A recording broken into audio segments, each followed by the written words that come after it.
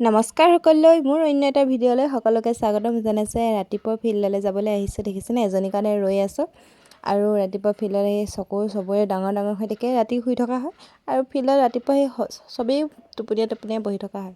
দেখিছেনে চবৰে চকু বাটলুডৰ নিচিনা হৈ আছে, টোপনি ধৰিয়ে আছে।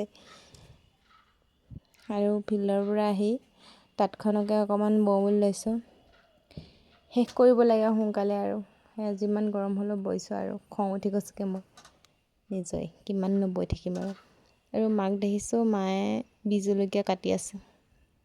এইখিনি আচাৰৰ কাৰণে কাটিছে বোলে, তাৰপিছত গুটিখিনি পাবাই পচাব। এইখিনি এনেকৈ কাটি থাক, মায়ে কেঁচিয়ে কাটি আছে। আৰু মই জবা ফুলৰ পাত, নৰসিংহ পাত, জেতুকা মিক্সিত দি থৈ দিওঁ, কাইলৈ ঘঁহিম, আজি দি থৈ দিওঁ, নহ'লে কেতিয়াবা ৰাতিপুৱা কাৰেণ্ট নাথাকে, কিবা নাথাকে।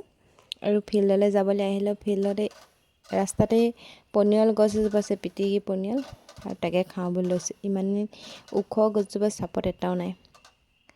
আৰু এজনীয়ে পূৰা